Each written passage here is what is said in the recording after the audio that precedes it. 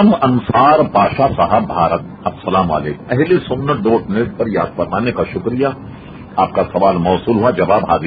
آپ نے پوچھا کہ ایمان کے معنی کیا ہے؟ دیکھیے، عام طریقے سے ایمان کے معنی جو ہیں وہ تصدیق کرنا اور کسی پر یقین لانا۔ شریعت میں اس کو ہم کہیں گے اقراروں باللسان و تصدیقوں بالقلب۔ ایمان اس کا نام ہے کہ آدمی زبان سے اقرار کرے اور دل سے اس کی تصدیق کرے۔